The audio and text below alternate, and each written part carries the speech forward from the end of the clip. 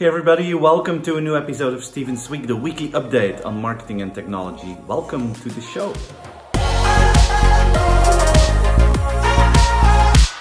A few months ago, AT&T, the US telco player, and Magic Leap, the most hyped augmented reality company in the world, had a partnership, and this week they announced that they will make this partnership stronger.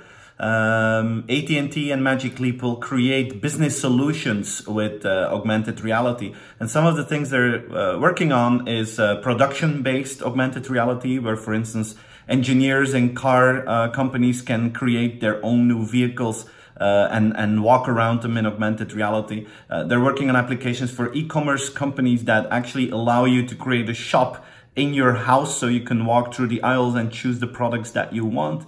They're looking into healthcare applications where doctors can do collaborative research so they can make the investigation together and decide what's wrong with the patient, and that's easier with augmented reality. So probably 2019, 2020 will be the years that we're going to see the first applications of augmented reality. I think in the years after that, when we have 5G in many places, we're going to see augmented reality coming to new customer experiences, create new possibilities for customers. And of course, Magic Leap is one of the companies to follow, but others like Microsoft and, according to rumors, Apple are also going to play a big role in this field. An interesting startup to follow is Capers. It just raised some money this week, and Capers wants to change shopping. You all know Amazon Go if you follow these videos here, the small retail stores where people walk in, they grab what they need, they walk out, and you don't have to, check out and wait in line to pay. That's really cool. Capers wants to change the big shopping experience where you have a shopping cart and you walk around and you fill up your entire cart. And then you have to wait long times in line and you have a lot of hustling with your products. They want to change that. Today in 2 US supermarkets, they already have smart carts. Here, consumers have to scan products with their mobile phone and then they can walk out. So that's already more convenient than just, the whole waiting in line thing. But now they want to use technology that is similar as the one of Amazon Go in those big shopping stores. And imagine you can do that. You can just grab from the aisles what you need and you walk out. And that is exactly the product that they're working on. Kroger's is one of the big retailers in the US. So that's a very interesting client that they have as a test case. And they're expecting to develop this in the next 2 years. Nike launched it, the shoes that can tie the laces themselves. We've seen it all in the movie Back to the Future.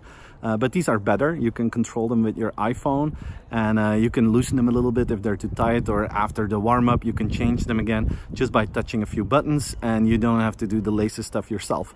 To be honest, I cannot wait until we're gonna have this because I'm not good with laces in shoes, so this is a big advantage for me. But let's face it, it's really cool that Nike launched this. Again, movement towards a world of driverless vehicles. Pony.ai, that's a Chinese startup. They launched a fully autonomous car service. Now they got about 20 cars, and by later this year, they're going to have more than 100 cars. And again, this is towards a world of autonomous ride sharing and autonomous taxis. We've seen it now with Waymo in Arizona and the US. We've seen it in Singapore. Now in China, they're starting this. And it's clear that this technology is in a testing phase, but apparently it's working quite well. So I guess in the next few years, we're going to be seeing a rollout of this in most innovative markets. So that's going to be really, really cool to follow. Facebook is continuing its battle against fake news, and in the UK they're starting a test to identify fake news. They're partnering up with a fact-checking company there. And what happens in the UK now, if you're using Facebook and you're not sure if a message is true or false, you can flag that content, and then Facebook's partner will rate it as true or false, or a mixture of both. And it's just another test of Facebook to regain trust amongst its users. And we all know that 2018 was a very tough year for Facebook. They lost a lot of trust, so it's normal that they're trying to get it back. And we all know that it's going to be a hard journey, so hopefully this is going to be a successful test for them. Chinese company Bytedance is launching a new app. It's called Duoshan. And it's going to be a combination of their own lip syncing app TikTok and Snapchat. The goal is that people can create content that they share with friends and families and colleagues. And this content will disappear in the next 72 hours. So it's self-destroying content, which is gaining in importance in this world. Look at the stories at Instagram and sharing updates on Snapchat and Facebook that disappear. But this is important because Bytedance is one of the big competitors of Tencent and Alibaba. Probably this company will IPO this year. I made a separate video about how strong they are earlier this week. Feel free to watch it. It was about Bytedance and Toutiao. This is an extremely valuable company. It's probably the world's most valued startup at this moment. You cannot call it a startup anymore.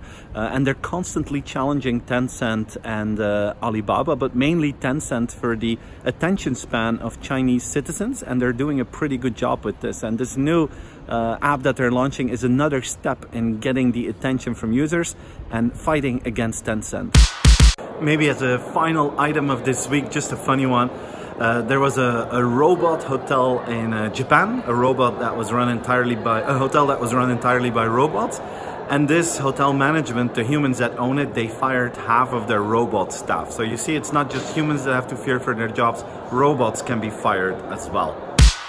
Hope you enjoyed it. Have a great weekend. Feel free to share the video with friends and colleagues. Subscribe to the channel, and I hope to see you again next week. Bye-bye, everyone. Bye-bye.